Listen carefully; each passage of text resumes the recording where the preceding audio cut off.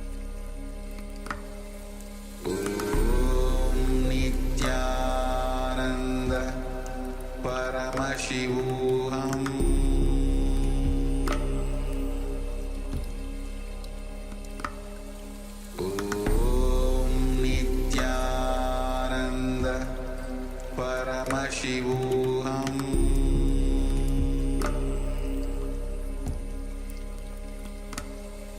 Om Nithyananda Paramashivoham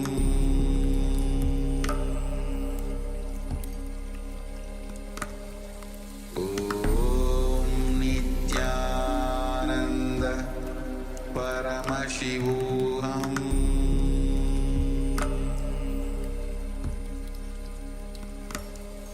Om Nithyananda Paramashivoham. Yes. Now slowly, very slowly, just remove your eyebands. You can open your eyes. Yes, you can open your eyes and relax. And let us take a few moments and start sharing what was revealed to you.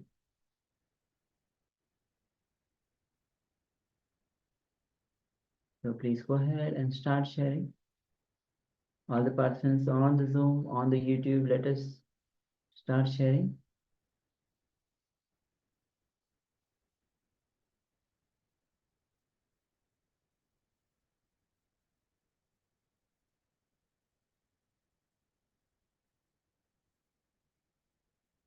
And understand, power manifestation is your time to be in oneness with Paramashiva. We already received few of the sharings. Sri Limbodhan says sofa. Yes, we also have Ma Chun Yu that says grassland, green grass, and house. Yes, thank you very much for sharing.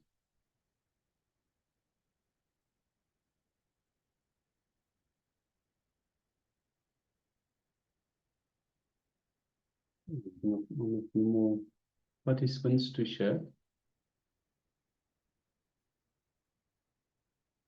Ma Chun Yu also says there are green grass, white houses, and blue sky. Yes, thank you very much for sharing that. Ma Guru Priyananda says red, yellow, beautiful place. Yes, thank you for sharing. Thank you for sharing that. And we also have Yang Chao Chuan that shares, I saw a green mountain. Yes, thank you very much for sharing.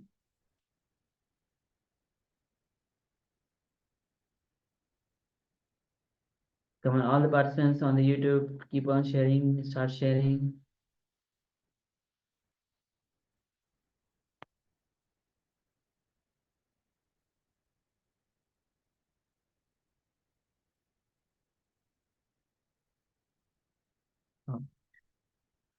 So please continue to share. And meanwhile, we'll be projecting the image that we have shown. So yes, as you can see, it's a beautiful setting. It's a country village somewhere at the foothills of mountains. So it's very, very nice. You can see a train going through as well. You can see a water body. You can see lots of houses, lots of green grass, lots of trees. Yes. So it's a beautiful scenery, beautiful village. So let us have a look at the sharings. We have Nithya that says sofa. So from this point, we don't see the sofa. Obviously, there would be sofas in the houses, but we are looking at the bigger picture, the big picture, the village itself. So yes, thank you very much for sharing, Aya. Ma Chun Yu shares as grassland, green grass, house. So definitely, you can just visual. It's full of green grasses, houses. The full of houses. There are green grass, white houses, and yes, there are lots of white houses actually, and blue sky. Well, in this view, from the angle which the photo is taken, the blue sky is not visible. But if you actually take different angle, then definitely there are blue skies. Yes. But we have the blue of the lake itself. So Yes. Thank you So very you much will for see sharing, Ma Chun Yu. Thank Yes. you. We have Maha Guru Priyananda. That says red, yellow, beautiful place. It's definitely a beautiful place. We have red, definitely have red on the train. We have red on the on top of the houses, the roof. Yellow, we have some shades of yellow For the grass, if you have a look in the background, some yellow shades on the train as well. So yes, thank you very much for sharing, Ma, and congratulations for manifesting. And yes, it's definitely a beautiful place, Yes. beautiful village at the foot of the mountains by a lake. So what can be more beautiful than that? And Yang Chawaya shares, I saw green mountain. So definitely spot on, yeah. Yes. So definitely we have the huge mountain just at the back, and just in front the whole village, all the houses and the villages there with the train passing by. So it's a huge mountain at the back with the green. So yes, thank you for sharing it. Thank you for all of you. Actually, all of you have actually successfully manifested this power. So congratulate yourself and keep on sharing. The moment you start sharing, the moment you start manifesting, the oneness grows in you again and again. This is and every time that you manifest the power, you break one pattern within you, and the possibility arises in you. The possibilities which was not visible, the possibility which was not there, suddenly once you break your pattern within you, possibility arises in you. And the moment you break the patterns again and again and again, the oneness you are that oneness explodes in you, the oneness, that bliss explodes in you, which is the very purpose of the human existence. So once again, thank you all of you on manifesting, taking part in the power manifestation. With this, we'll be jumping on with the next revelation by Swamiji.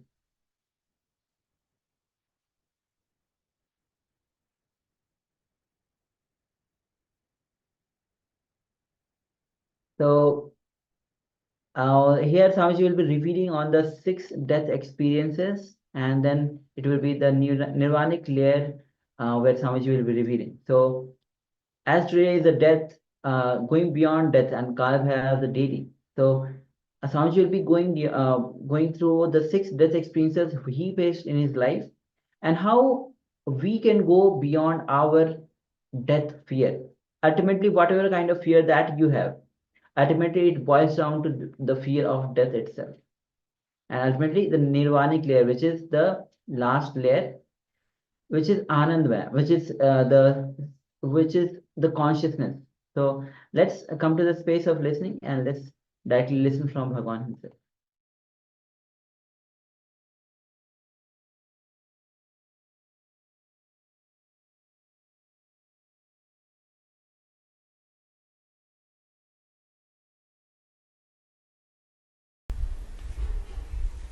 The first death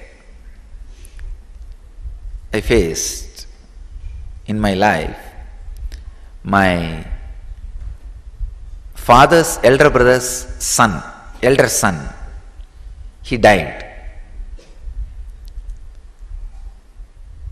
He fell into the village well.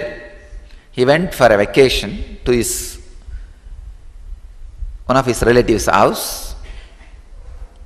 You all know in Indian villages, if the school holiday, immediately we'll pack and go to some aunt's house, uncle's house, 2-3 days run around there and come back.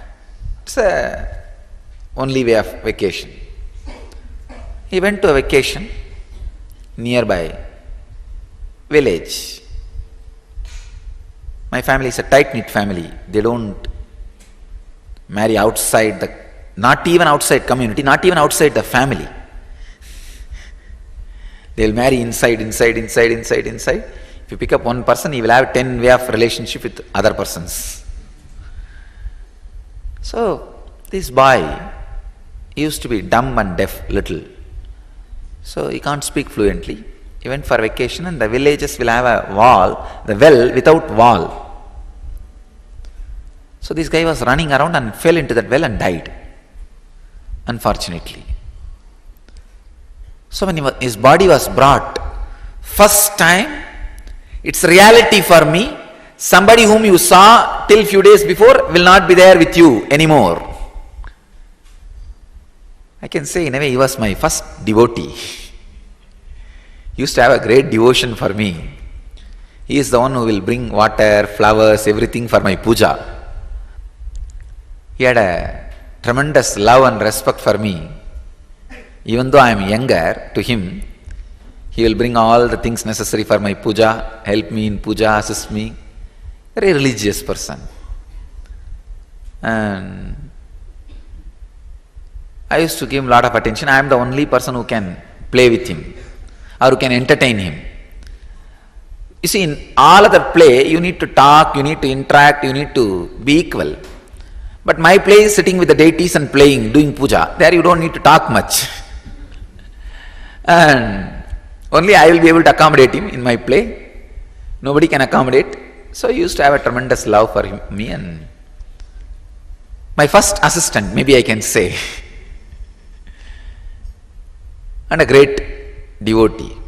Suddenly, he is not there.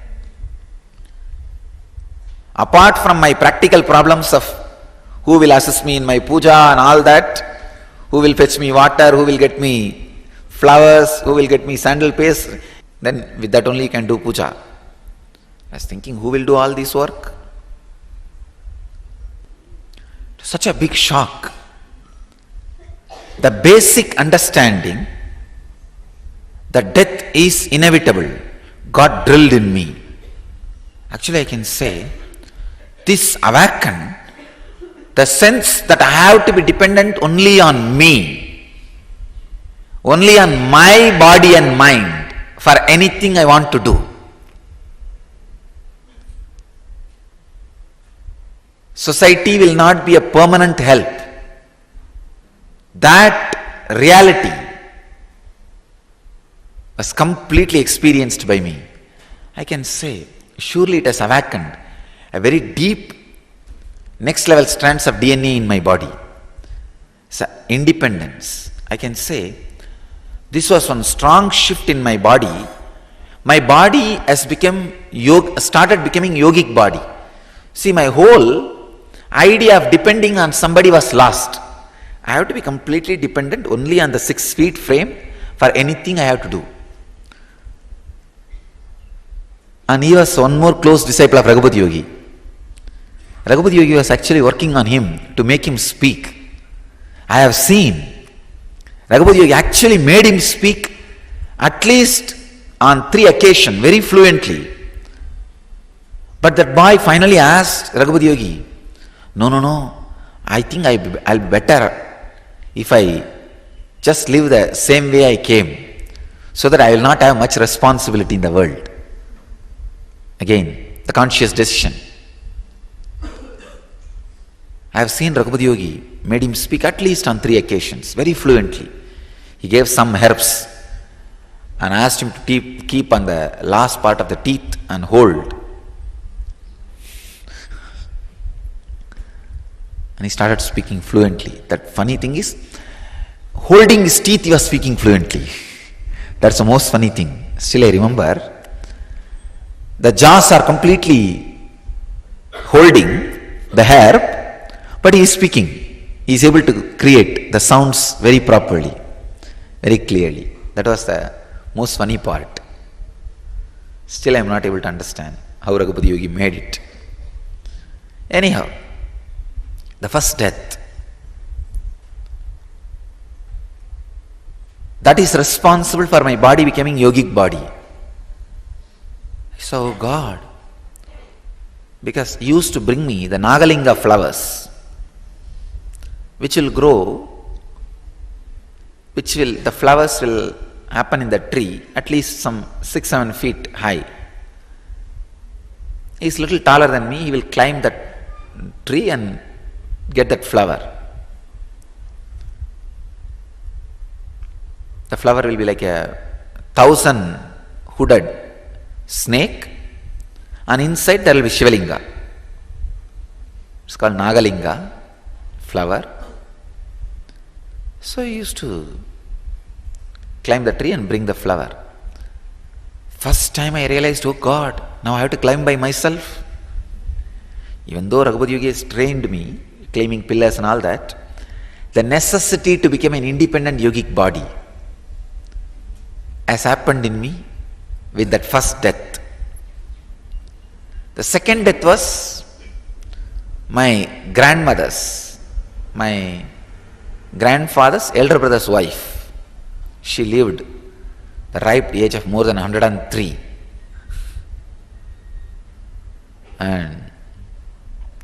till the end, very healthy.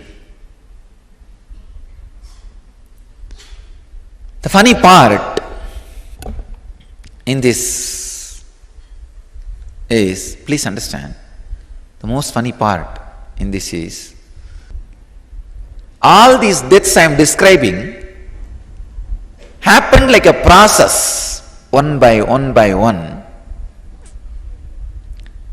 Now if I look back, it was such a great preparation.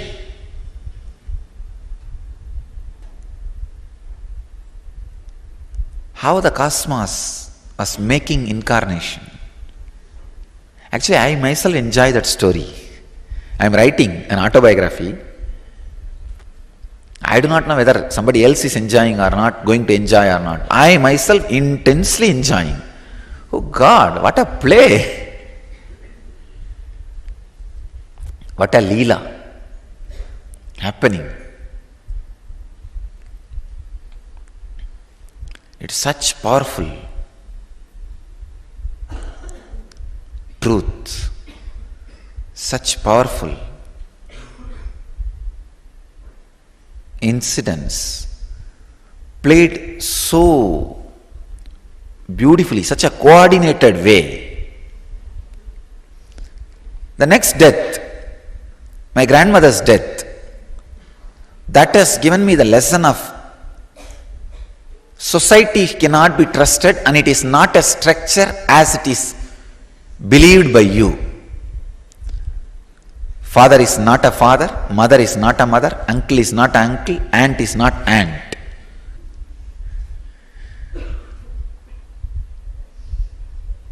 Things can be completely different. See, first time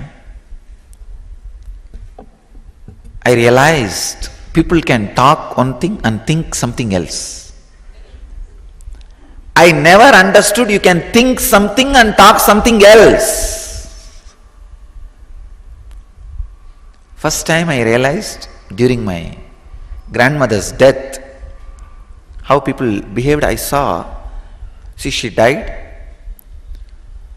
and there used to be a doctor opposite to my house, very nice person. This old lady, our house had a big well in the center. In villages, you know, the common wells will be there in center of the houses.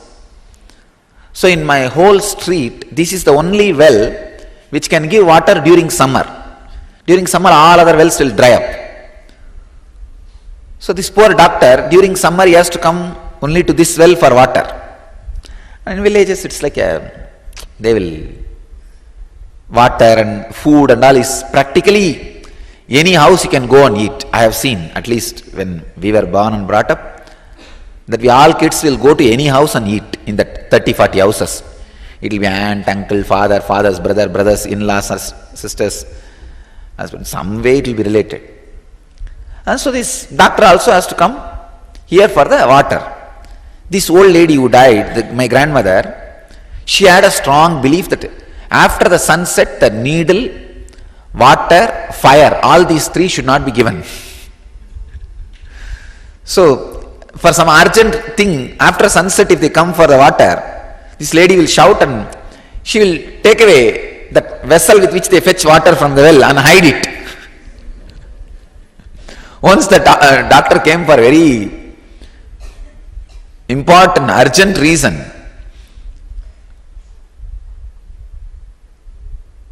emergency for water, this lady did not give. She quoted the proverb, needle, water and fire should not be taken out of the house after the sunset. It's a village belief. So, the day before she died, it was late night. She had some problem. She need to have injection. Some injection. So the doctor was called. The doctor came and checked everything and he said injection has to be given. Then that old lady said, go and bring from your house. An opposite house. This doctor said, you only used to tell water, needle and fire cannot be brought outside the house. After the sunset, how can I bring?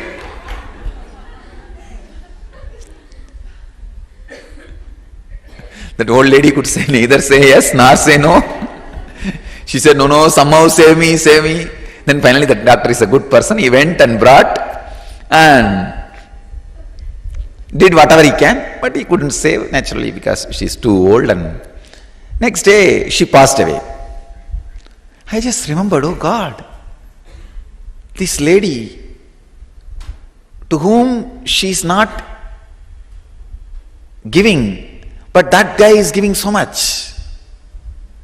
That's one understanding. Second, when the death was declared, I saw all my family people, they were all sitting and they were all very normal, happy, actually waiting for her to die because she had a lot of money, jewelries. Those days, that silver coin, in India we had a habit of silver coin, pre-independence, silver coins. Lot of those coins she had under her bed in a trunk box. So now all these fellows will get a share. But she herself did not have any kids, but her brothers and their kids, many, and finally each one will get one, maybe little. But they were all waiting for their share. They were waiting for her death. The moment she died, I saw these fellows were very cool. They did not cry immediately. They went to their rooms. Each one will be given one own room, usually in the joint families. They all went to their rooms and changed the dress, put on very simple clothes, removed all the costly jewels and put on simple jewels, came and assembled in the hall, center hall, as if like a scene. And the first one say, start, oh, they started crying. It's almost like a Divya Shariri. The moment I say, they start jumping.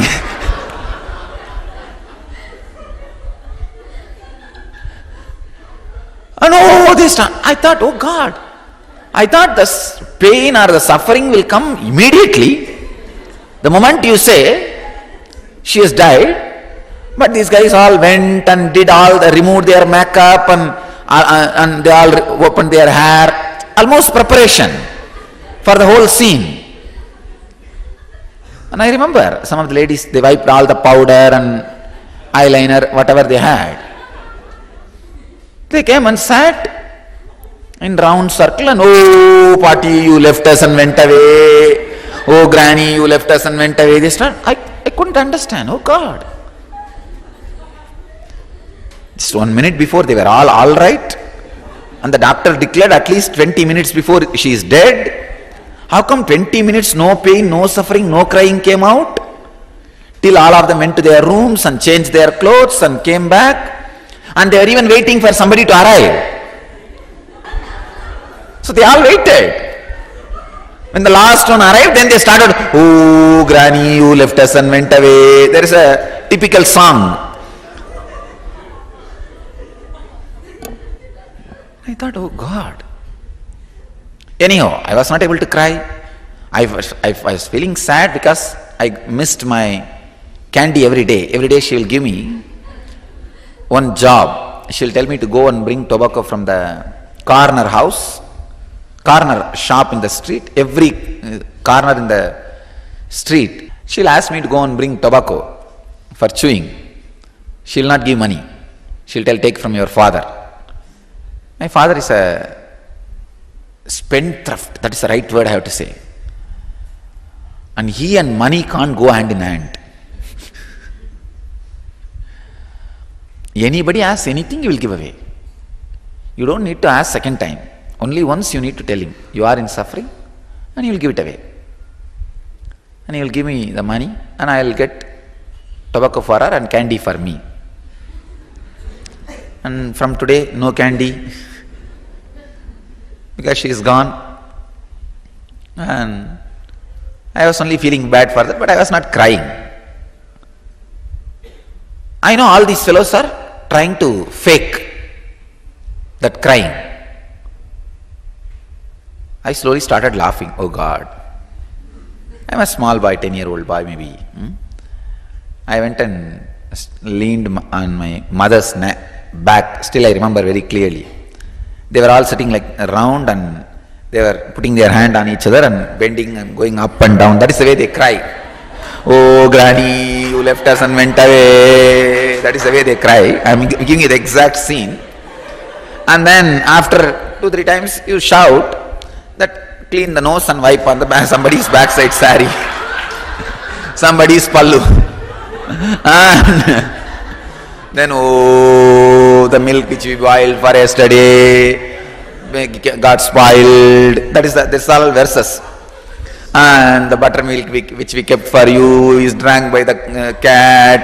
Then we realized you are not going to be here to drink that milk, to drink that buttermilk." These are all, I am giving the exact translation of the village verses.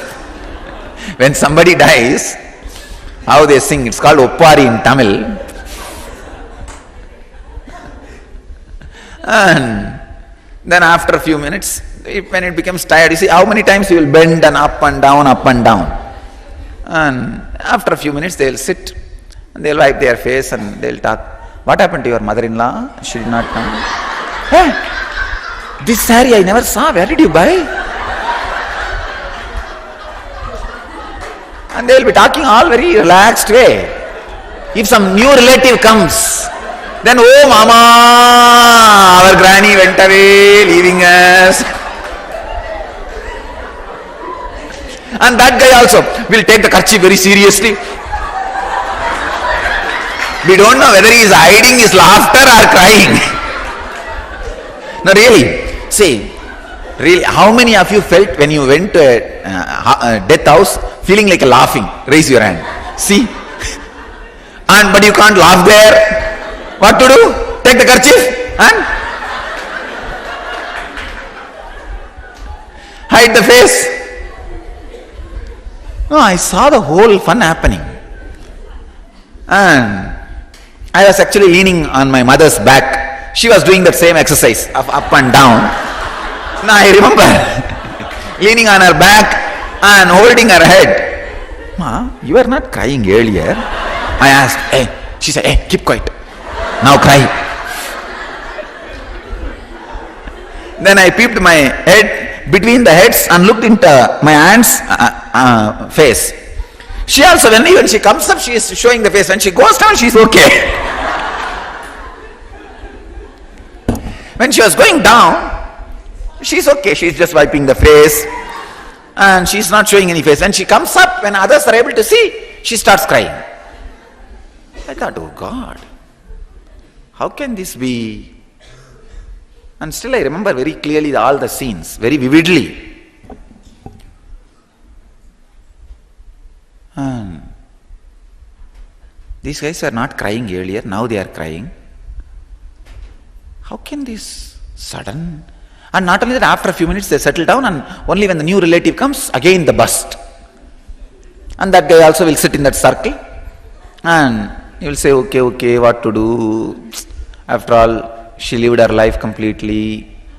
And then after 2 minutes he will wipe the face and then ask, "So everything, what else is going on? What is growing in the land, in that farmland? Is all the properties in our name or shifted to somebody else's name?" They will start inquiring. And after dropping that body, after 1 hour I saw all these fellows got into our room and locked themselves. And I also somehow sneaked into the room. I saw they are sharing the wealth under our bed. Now the fight started among the family. Who will get that? She had a pavala mala, the pearl mala. Who will get that mala? Who will get this coin? Who will get that jewelry? Who will get this jewelry? And they are cutting all that mala and jewels into pieces and weighing. And dead body is lying down in the hall, but already the sharing has started. When I looked at all that, I thought, "Oh God, this lady had so much under her cot and she will never give a penny for the tobacco." First thing I thought, if she would have given a little bit of this, I would have given it to the chettiar, and whole life she would have had tobacco and I would have had candy. And neither she enjoyed nor she gave me, and she just left the whole thing and died. Then I suddenly realized, even these fellows who are fighting and sharing, they are also going to live and die like this. Same thing is going to happen. They take from her after her death, somebody else is going to take from these guys after these guys' death. I thought, oh God, that's right. So, what is the use of this whole thing? Then what is happening in this whole thing? Just somebody steals from somebody, legally or illegally. But it is all just stealing, stealing, stealing, stealing, stealing. If you are caught, it's illegal. If you are not, it is legal. That's all. Otherwise, from here to there, here to there, here to there, it's all just stolen, stolen, stolen, stolen, stolen. Nothing else. First time, my idea about society crumbled down. Because one of my uncle was forcing me. I cried. I said, no, I don't feel like crying. He said, no, everybody is coming, cry. I said, no, I won't. Then he has given me, he slapped me. I just held his hand and said, if you touch me once more, I'll tell everybody what all you guys did in the room. Fighting for our jewels. Then my father intervened and said, you know, this fellow will really tell. Why are you playing with him? Why are you beating him at this moment? He will really sit outside and tell everybody before they come inside. Then they understood the danger. They put me in a room and locked me. They locked that room. I was inside that room. I can say, I cried for maybe half an hour or 1 hour. Then when I just fell, it was a big opening, a kind of a breaking. My whole being settled. My respect for society has disappeared.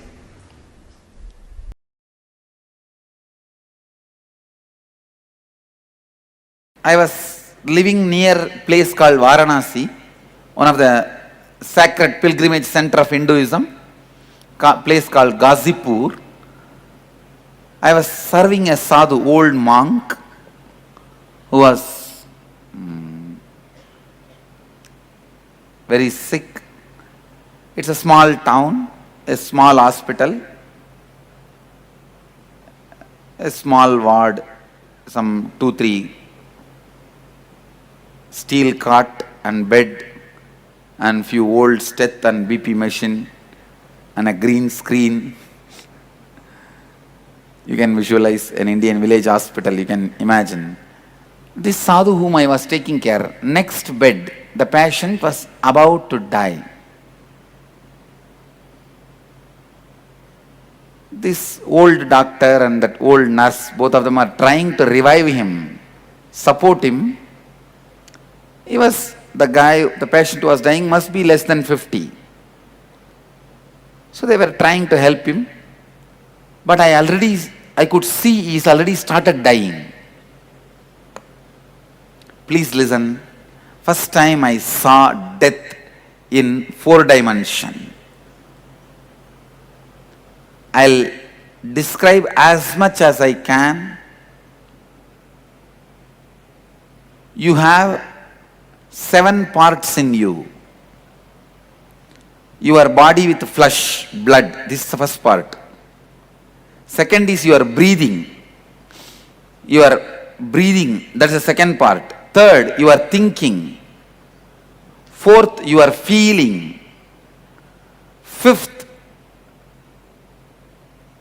the area you experience during deep sleep, from where you are experiencing feeling. Understand? First this, flesh, blood. Second, breathing, prana. Third, thinking, mind. Fourth, feeling, emotions. Fifth, the deep sleep state, which is called causal layer, from which all this feeling, thinking, everything happens. Sixth, the soul, your individual soul, consciousness. Seventh is the cosmic soul, Paramatma, Nirvana, enlightenment. All these seven put together is you. Please listen. If the cosmic soul is an ocean, your private beach is individual soul. Clear? If cosmic soul is ocean, your private beach is individual soul. So you can't say individual soul does not belong to cosmic soul. Your private beach is also ocean. You can't say you are having ocean. It's your private beach. How many of you understand? So all these seven put together is you. I could see this guy moving from one to another.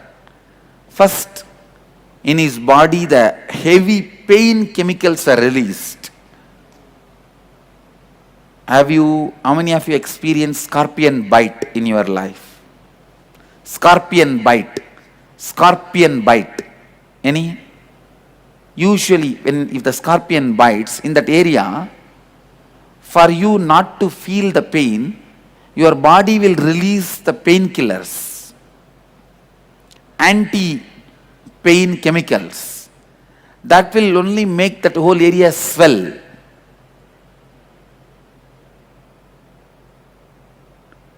Any doctors here? Your body has a natural anesthetic methods. Do you know that? If the pain goes beyond certain limit, your body itself will release automatically painkiller inside, the anesthesia, and you will fall into unconscious state, coma. First, exactly that is what has happened to that guy.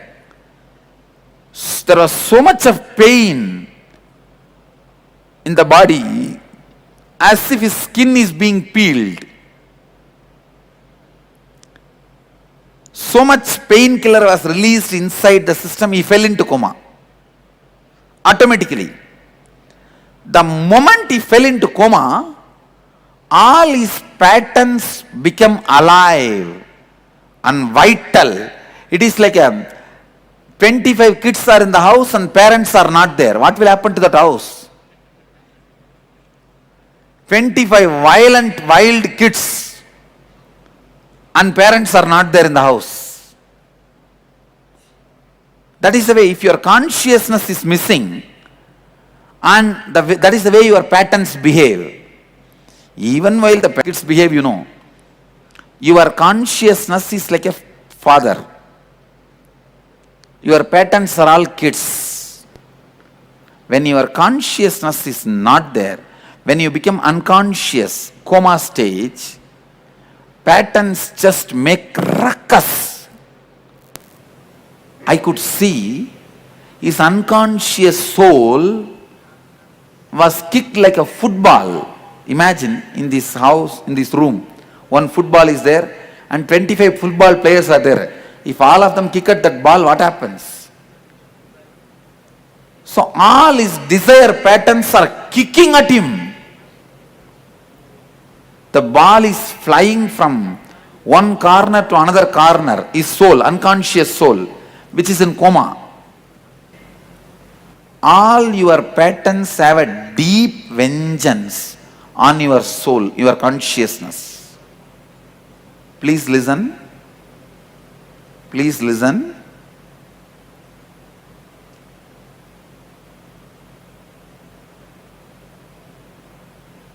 I could see in that person all the desire patterns are kicking him, asking, I told you fellow, I want to live, I want to live, I want to live.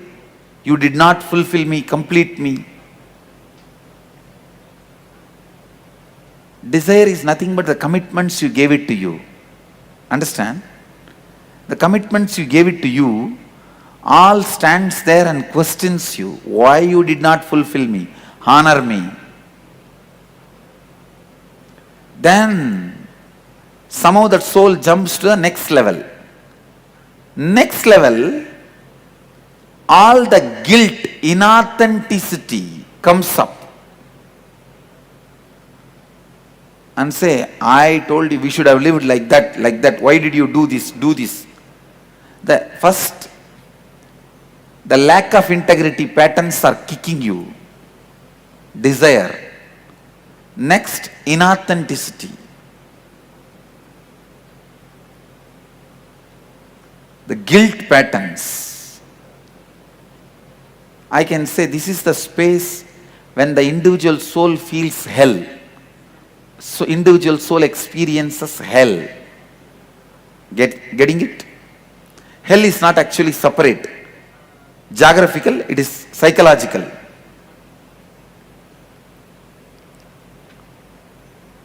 And then soul moves to next. All the pains you experience in your life, your irresponsibility patterns, that comes up and shatters, beats the soul which is already unconscious. Then it finally goes and falls into that deep sleep layer. From there it doesn't move further, it immediately goes and takes next body in that unconsciousness itself. So that is why you do not know what kind of a house, parents you are choosing. You just close your eyes and walk. After entering only you open your eyes and see, oh God, I thought I am coming to the cinema theatre. Now only I understood. I came to the garbage tank. Oh, you are a garbage can. I thought you are a Pizza Hut. After you enter into the garbage tank, garbage lorry, you say, I thought I am in the Pizza Hut. But now you cannot change. You have taken already one more body. Exactly this is what happens while you die. Please understand, I am giving you the visual description of what happens. You do not touch your individual soul or cosmic soul, your individuality, without even touching your individual soul or the cosmic soul consciously, takes another one birth. It is like you are dreaming, without even waking up, you fall asleep and again dream. Again fall asleep, again dream. You never come to waking state. How many of you understand? That's the way body is assumed. This is the third death I saw in my life.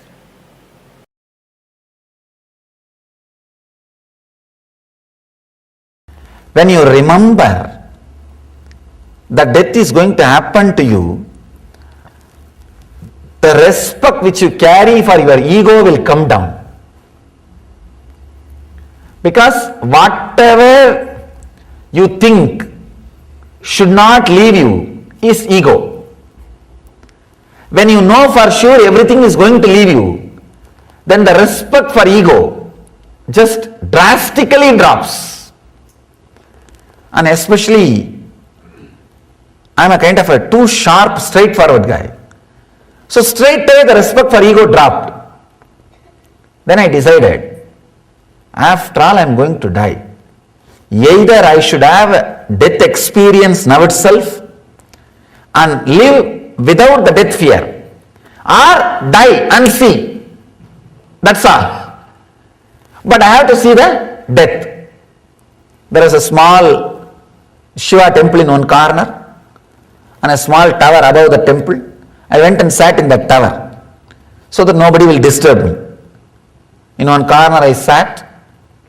If you see in the biography souvenir, you will see the photograph where I had the first death experience.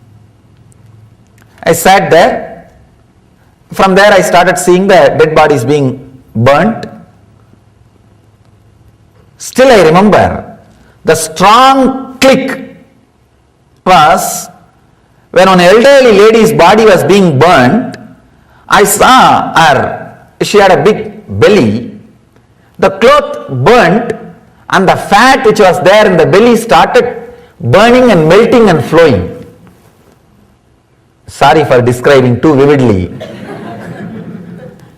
I could see very clearly because the cloth got burnt, the body is there and the fat is burning and melting and flowing. Because the fat is flowing, the fire is still burning with a full speed. That gave a very strong click into me and said, oh God, yes, same way it is going to burn. And same thing is going to happen to this body also. Let it happen. That click opened up a deep fear of death. And that fear, when it spread all over the body, when I faced it consciously, I could see very clearly that fear spreading all over the body. When the fear met my awareness, hit my awareness, that became death experience. Understand? Whenever your fear is suppressed, it stays inside you as a suppressed fear. Whenever it comes out and you are not consciously facing it, it becomes a fear stroke and shakes your whole nervous system and breaks it down. If it is faced consciously, it becomes death experience. The fear, death fear, if you just escape, run away, when that fear happens, it becomes death. When you face it consciously, it becomes death experience.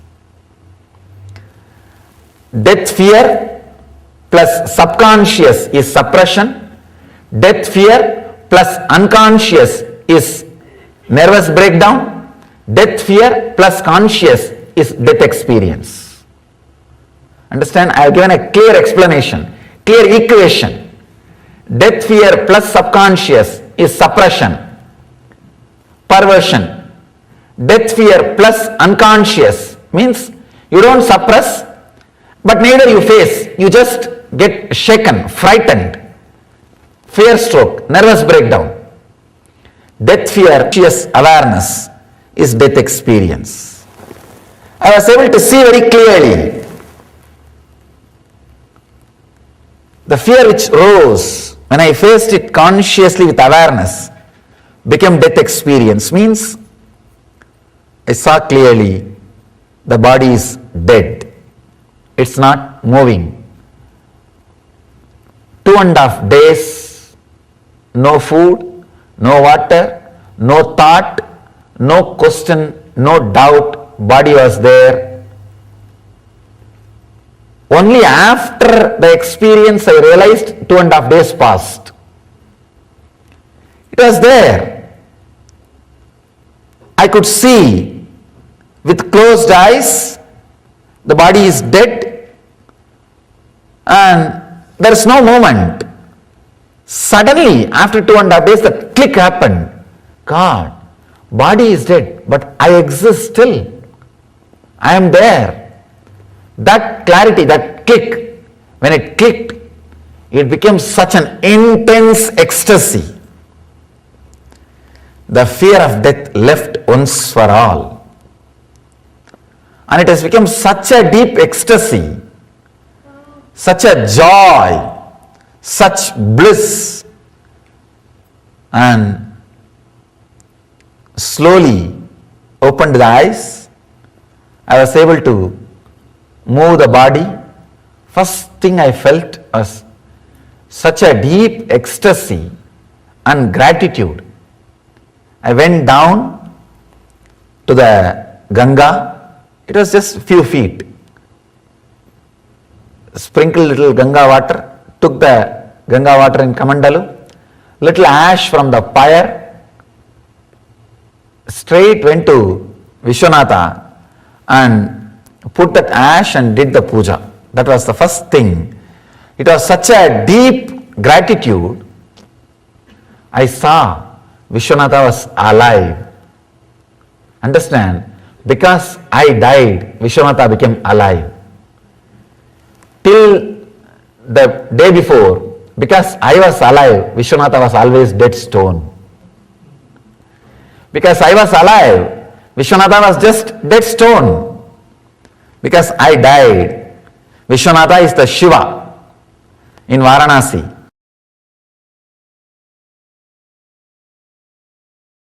Fourth death. Fifth death is in Bangalore. See, after my own death experience, I came to Central India. In the Central India, I realized my incarnation hood. In 2000, then 2001, I came and settled down in Tamil Nadu. And 2002, I came to Karnataka. 3, I started this Sangha organization. In 2002 end, or I can say 2003 beginning, I think. In Bangalore, I was attending a patient, one of our devotee. To heal, I went to hospital. In the hospital, the next bed patient was dying. That time I watched. The patient was dying without any pain, like a knife in the butter. He was very smoothly leaving the body and disappeared into the ocean, enlightened. I was shocked when I investigated. I did not see any special reason why this guy became enlightened, because he was not a meditator, he was not a religious guy, no guru. I was wondering how come he became enlightened. When I contemplated, I realized he was dying in the presence of an incarnation. So naturally, my presence has contributed for his peaceful passing away. Then I meditated, how can I give this help to people? If there is any way I can help people to have this peaceful death,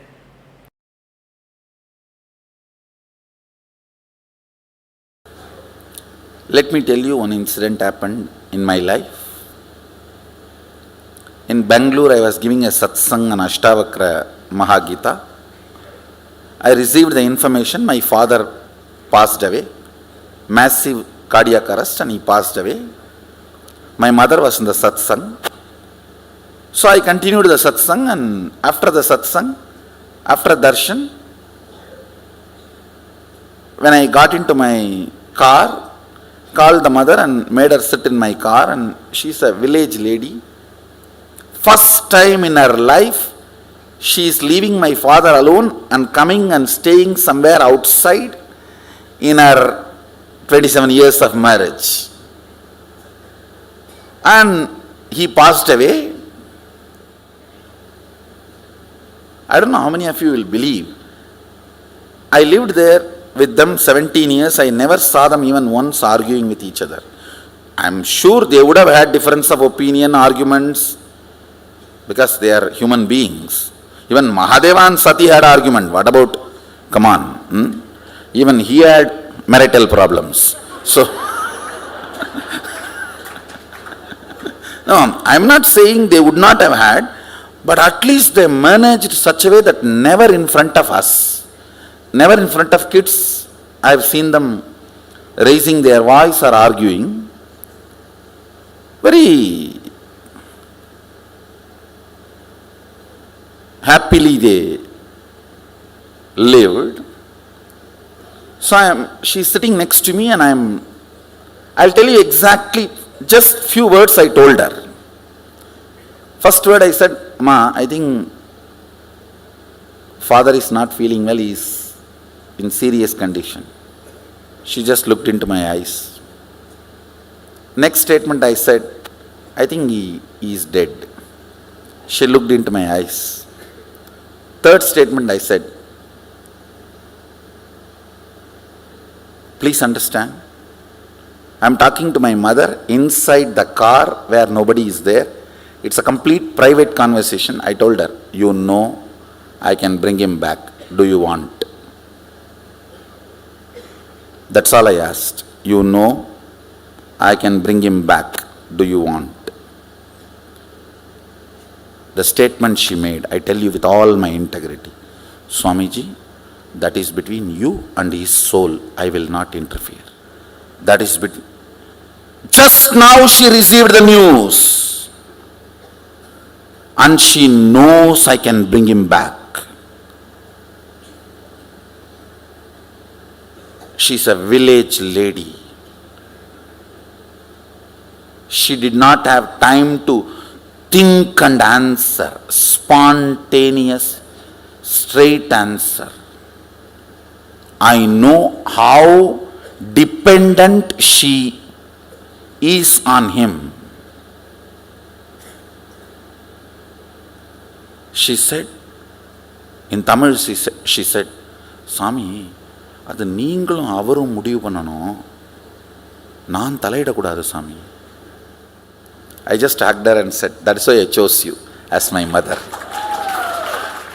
There are many moments you are proud of me, now I am proud of you, I told her.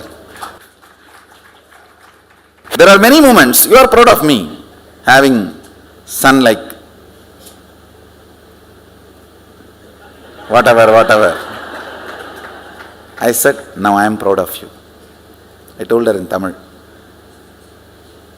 பல நேரத்தில் நீ பெருமைப்பட்டிருப்ப, இப்போ எனக்கு பெருமையா இருக்குமா?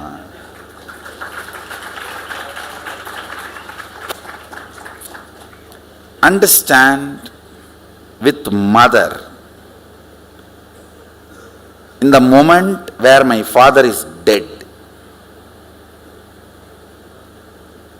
you can't expect me to lie or give a false hope. All of you understand? With that integrity I am talking to all of you now. The integrity with which I was talking to my mother when my father is dead. I told her, all right, I'll relate with him and then decide. Anyhow, he wanted to rest, he wanted to relax. He said, what more? Just. He wanted to rest, so I liberated him, and that's different.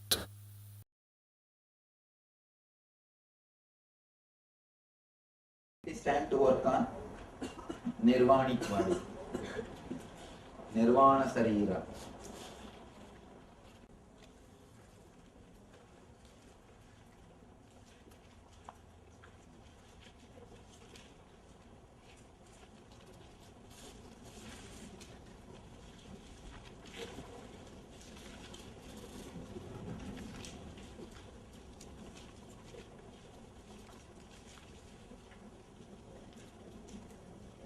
By the time you reach this layer,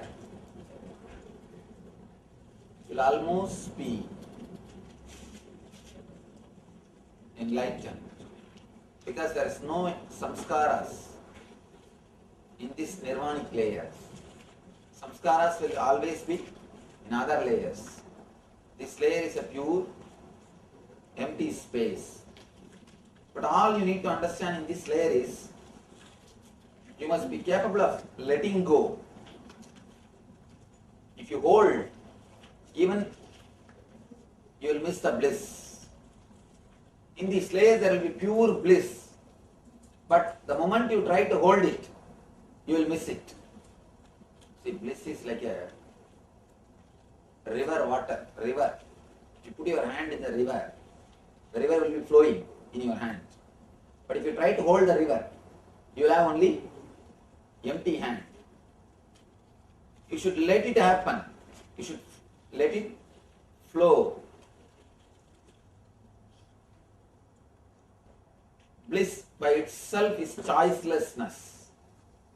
When you are choiceless, bliss happens to you. The moment you make the decision, make the choice of bliss, the moment you want bliss to be one choice, simply it starts disappearing.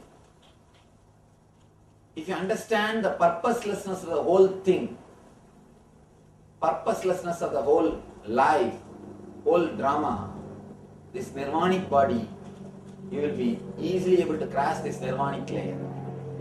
Of course, enlightenment is beyond this nirvanic layer. Do not think this nirvanic air is enlightenment. All you need to understand is a very simple thing. The whole existence, the whole thing is just purposeless, but very difficult to digest. Because you always built your ego believing there is a purpose for your life. Either money or relationship or at least spiritual purpose.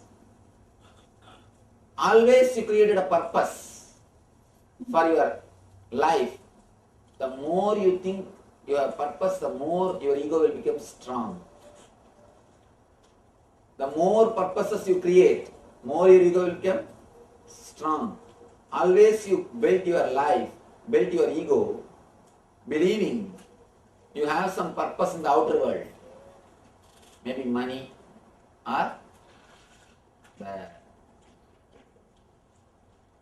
relationships or knowledge, something else. Sometimes people drop all these purposes and catch the purpose of enlightenment. Some purpose, they create some idea. Always they go behind some purpose. But the moment you understand the whole life is purposeless, you achieve enlightenment. Not that you go behind enlightenment. Enlightenment simply happens to you. Enlightenment is nothing but living without ego. Your ego will disappear the moment you understand the purposelessness. As long as you think there is a purpose for the whole thing, and even if you analyze logically, understand what can be the purpose of the existence. Why you should do the whole game. He wants to develop cities all over the world as a planet Earth. If that is the case, he himself can build cities. When he can create trees, can't he create buildings? When he can create jungle, he can easily create concrete jungle. He could have done that. The purpose of the whole existence is pure bliss. Whatever is taught to you as purpose is taught to you by society, by politicians, or by so-called priests. Life itself has no purpose, but very difficult truth to digest. I am giving you a solid, pure Vedantic truth. What rishis explain. I am giving you the solid truth, the first Upanishad, the first stanza. Isha vasyam idadnu sarvam yatkincha jagatyam jagat tena tyaktena unjita makrida kasya sviddanam.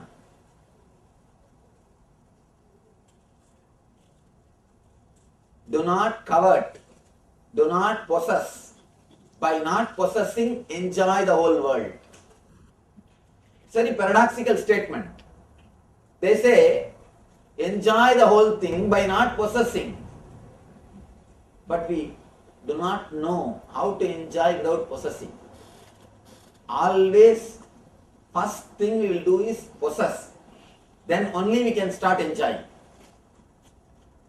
We cannot enjoy anything without possessing, without making that as our own.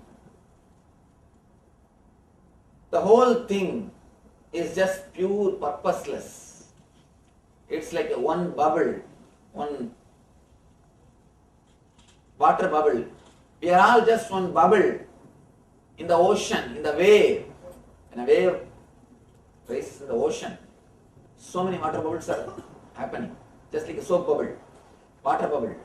We are all like one bubble. It's like our life is almost the same, like one bubble. Tries to catch some 4 or 5 bubbles. Say, you are my wife, stand here. You are my husband, stand here. You are my daughter, stand here. You are my mother, stand here. All of you guys stand around me as a protection. And then that bubble collects 1 or 2 sand pieces from the beach. 1 or 2 small grains of sand, and it says, "These are all my treasure." It puts in one bubble and locks that treasure. and the bubble is thinking, now it is safe, secure. But the bubble doesn't understand. In next 2 seconds, not only he, the whole family also is going to disappear. Same way, in the eternal life, we are all bubbles, just we happen and disappear. When you have the maturity to see the whole, when you are ready to digest the whole, when you are ready to understand, the whole thing is just purposeless.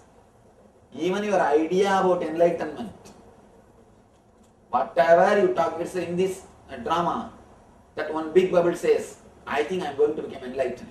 Let you all guys be around me. Or it says, no, I want to become enlightened. I renounce all you bubbles, get out. None of you stay with me. I'm going to go for tapasya. I throw away all these things. And that bubble starts doing tapasya. What's the purpose? Whatever you think is great in your life, whatever you think, whether your morality, immorality, right or wrong, properties or wealth or relationships or your spirituality, your spiritual sadhana, the whole thing is just pure purposelessness. The moment you understand the whole thing is purposeless, you start realizing the meaning of life. Meaning of life is bliss.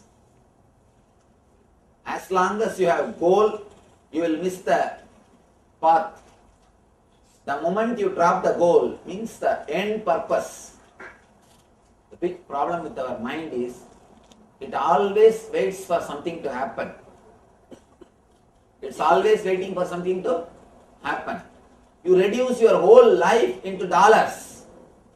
1 month, how you measure your 1 month? Your salary. What salary you get? That is the value of your 1 month. That's the way you measure your life. 1 month I make this much.